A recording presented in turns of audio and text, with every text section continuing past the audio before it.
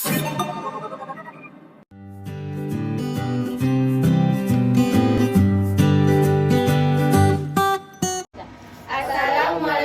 warahmatullahi wabarakatuh.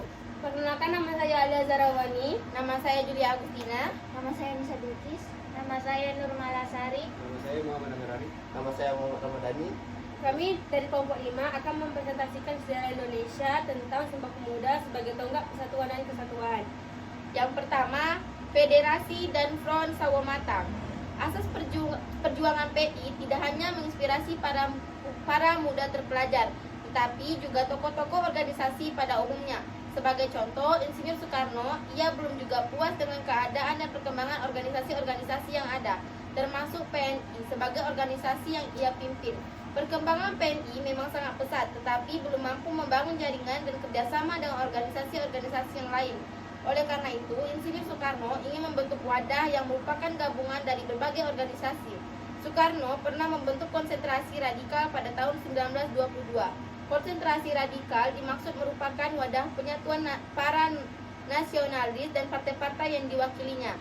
Gagasan tentang persatuan dan kerjasama antar organisasi itu sudah lama didengungkan oleh PI. Bahkan persatuan menjadi salah satu asas perjuangan PI. Tahun 1926, Muhammad Hatta dengan tegas menyatakan perlunya diciptakan blok nasional yang terdiri atas partai-partai politik, organisasi-organisasi pergerakan, baik yang berbasis komunis maupun yang nasionalis, baik yang agamis maupun yang sekuler, guna menghadapi penjajahan pemerintah Hindia Belanda. Namun sayangnya pada tahun 1926 dan awal tahun 1927, PKI dengan ambisinya melakukan gerakan sendiri melawan kekuasaan Belanda dan akhirnya dapat dihancurkan oleh Belanda. Dengan peristiwa itu, maka tokoh-tokoh pergerakan nasionalis semakin bersemangat untuk membentuk kekuatan bersama. Apalagi kondisi politik saat itu yang diwarnai dengan sikap keras dan kejam pemerintahan kolonial terhadap organisasi-organisasi pergerakan. Oleh karena itu, sangat diperlukan kerjasama antara berbagai organisasi pergerakan yang ada.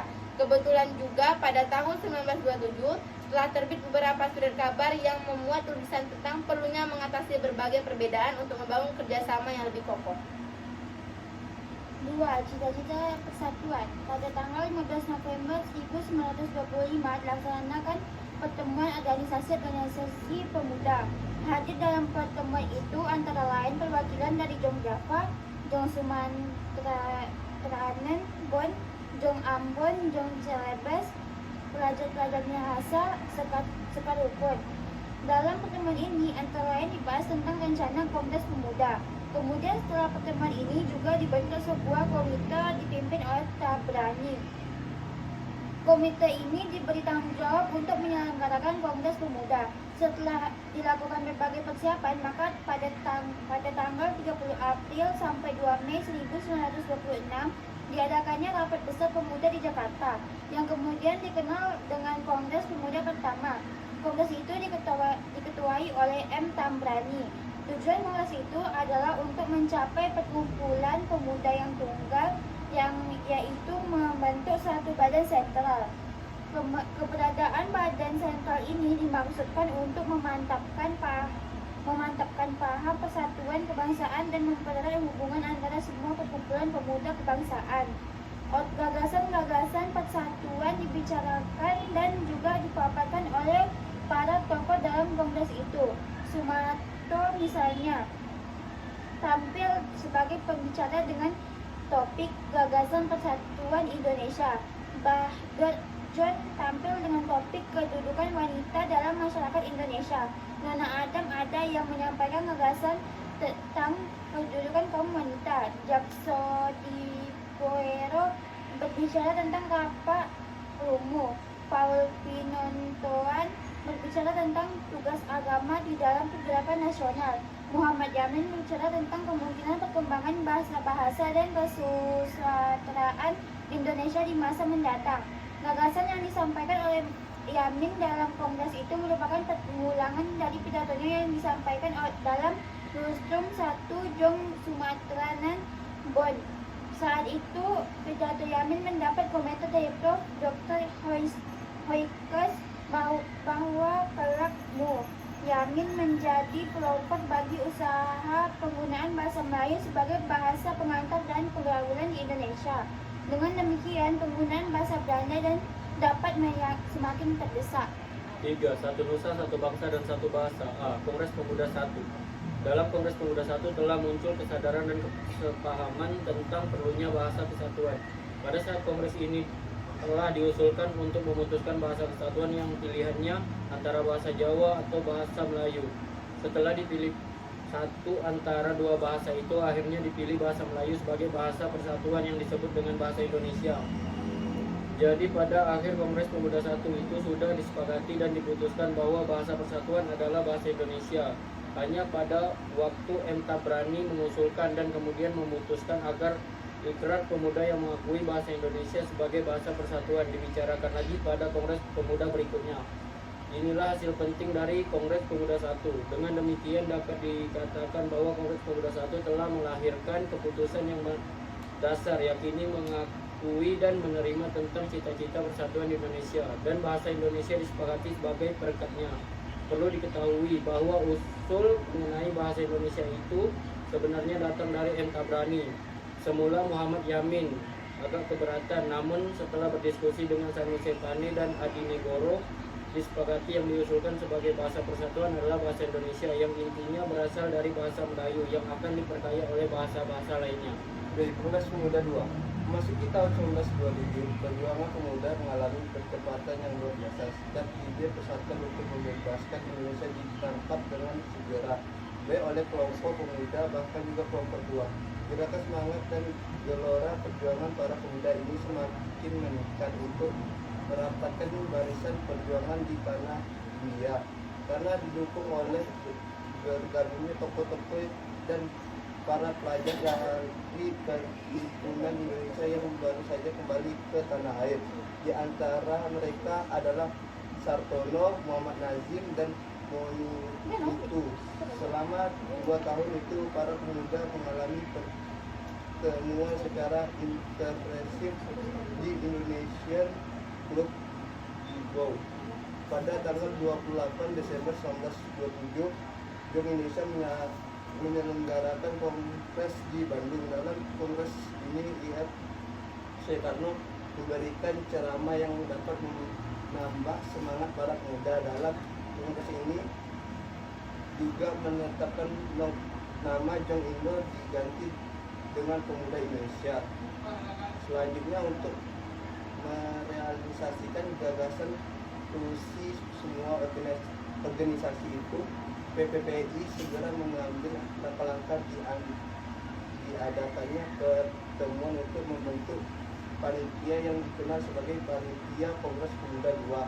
Panitia ini akan bertanggung jawab terhadap serangkaian acara seperti rapat-rapat terbuka dan ceramah-ceramah yang mengajukan dan menguatkan semangat persatuan. Pada bulan Juni 1928, panitia kongres dibentuk. Terpilihnya sebagai ketua Kongres Pemuda 2 adalah Suegiondo de Jojo Puespito dari PPI. Kongres Pemuda 2 ini dilaksanakan pada tanggal 27 sampai 28 Oktober 1928. Yang didukung dalam kongres ini adalah semua organisasi pemuda dan mahasiswa, serta bagian organisasi dan partai yang sudah ada.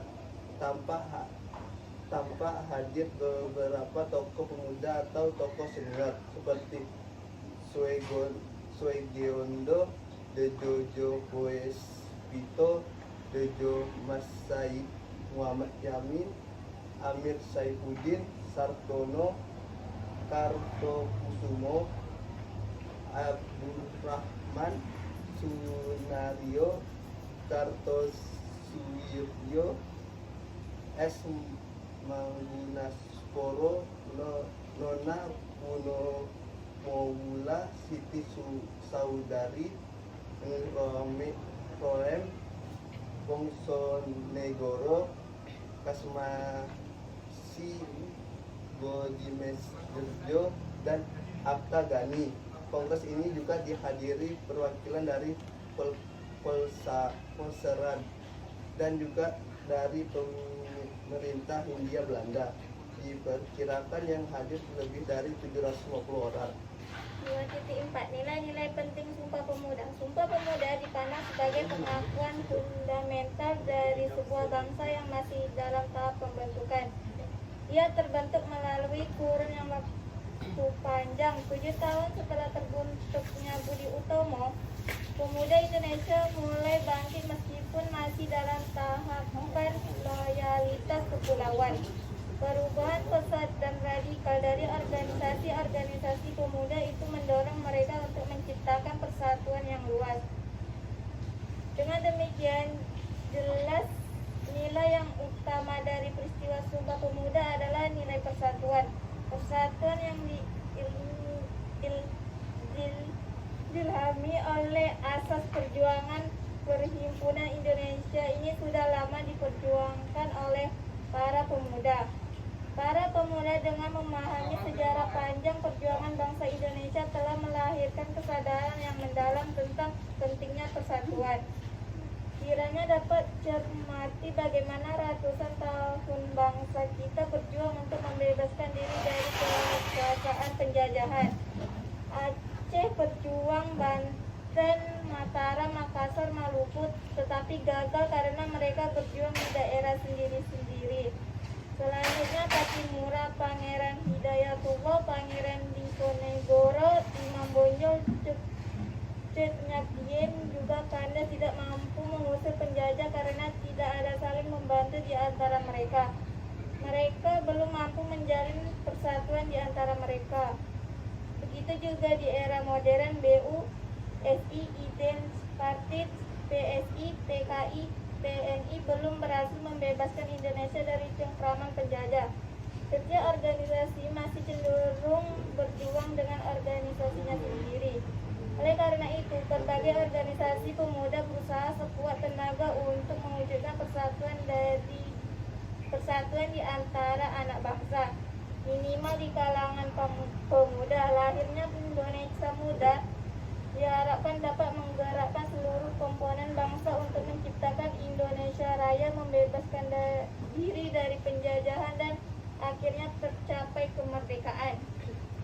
Baiklah, kami akan menjawab beberapa pertanyaan yang diajukan oleh kelompok lain.